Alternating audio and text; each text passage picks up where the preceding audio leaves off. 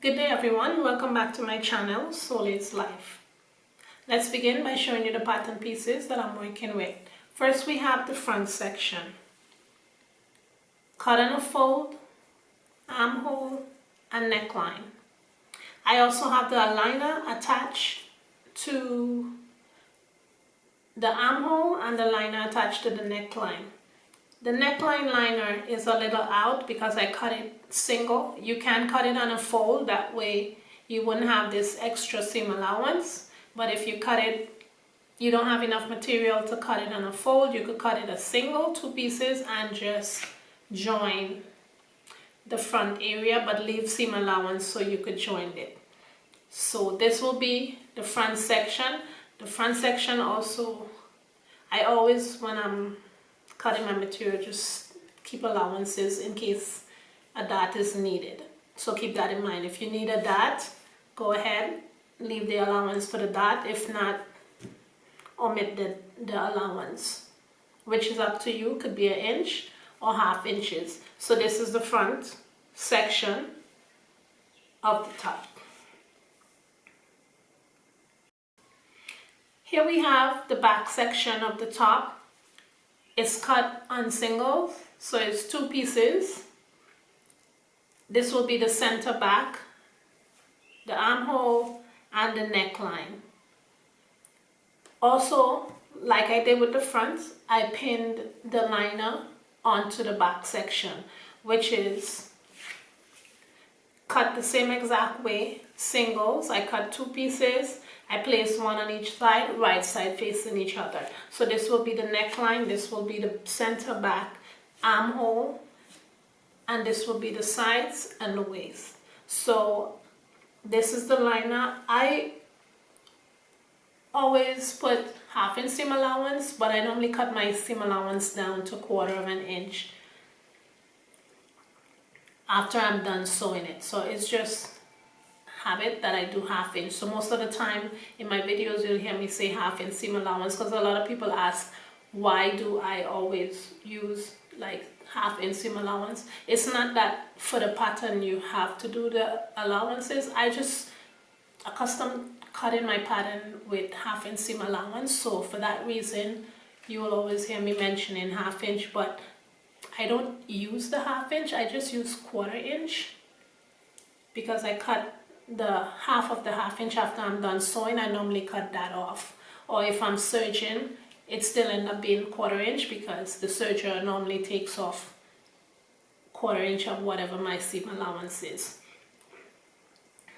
So for the subscriber that asked that question, that was the reason why I always say 1/2 inch. So please keep in mind when I'm showing you a video, I'm doing it for what I'm accustomed doing. If you're not accustomed stitching, or you're learning, or maybe you're professional already and you find 1/2 inch is too much, you could adjust the seam allowance for yourself. You could either do 1/4 inch, 1/2 inch, or if you're not accustomed, most people, they say if you're not accustomed sewing and you're learning, do 1 inch seam allowance, because that way if you make a mistake and you have to rip, then when you rip and stitch again, you still have allowances that you could use, so you wouldn't have a lot of wasted material.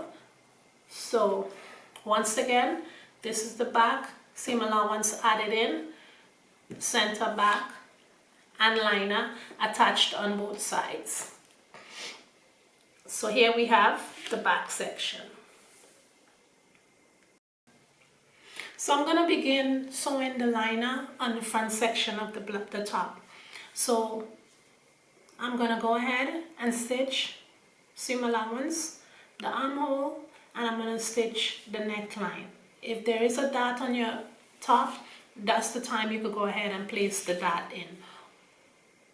Also, this is the right side of the top. What I did was I placed the liner right side, facing right side of the top, and I'm going to go ahead, stitch. Once I'm done stitching it, I'm going to put some notches and I'm going to flip it over. So that's why you do right side facing right side. So I'm going to go ahead now and stitch the liner onto the front section of the top. Right side facing each other, seam allowance, and I'll be back. Here we have the back section of the top. I'm only showing you half. So I'm going to go ahead now, stitch the neckline, seam allowance.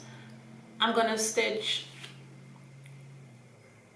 the back section, and I'm also going to stitch the armhole. So I'm going to join the neckline to the back section. I'm going to join the sides to the back. So the back, I'm just going to go ahead and join the liner to the back. I did the same as place them right side facing each other, and whatever the seam allowance is, that's what I'm just going to stitch down,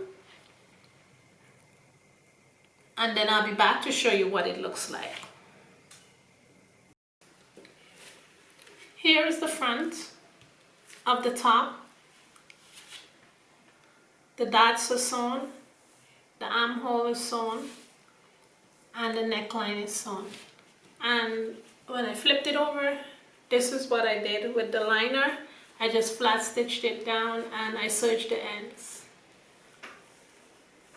So that's what the finished front of the top looks like after the liner is placed. Here we have the back section of the top. The armhole liner, the back opening, and the neckline lined. I did the same thing with the liner. And this will be the finished back section of the top lined. Here I've placed both the front and back pieces together, right side facing each other. So I just placed them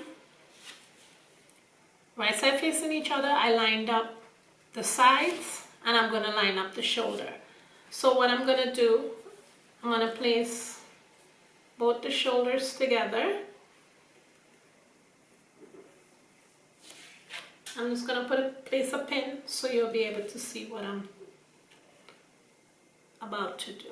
So I placed the pin. So what I did is I lined the shoulders, both shoulders, front and back together. I placed the pin. I'm just going to go ahead and flat stitch down whatever the seam allowance is. I'm also going to do the same thing on this side. So once I'm done doing that on both sides, I'm going to line the sides up, and I'm just going to go ahead and join both sides together. So front and back, I'm just going to seam allowance stitch all the way down. The other side, I'm going to line it up, armhole, and stitch whatever the seam allowance is on the other side. So I'm going to go ahead, join the top by joining the sides and the shoulders, and then I'll be back to show you what it looks like. So here we have both sides of the top joined together. I joined it on the sides and I also joined the shoulders. So this is the front, and of course this is the back. So this is what it would look like once you join in. The only thing left to do now is place a hem on the waistline and put a closure to the back. Your closure depends on your choice, which it could be zipper, buttons, fasteners, whatever your choice is, that's what you use. So I'm just going to go ahead and close the back up and place a hem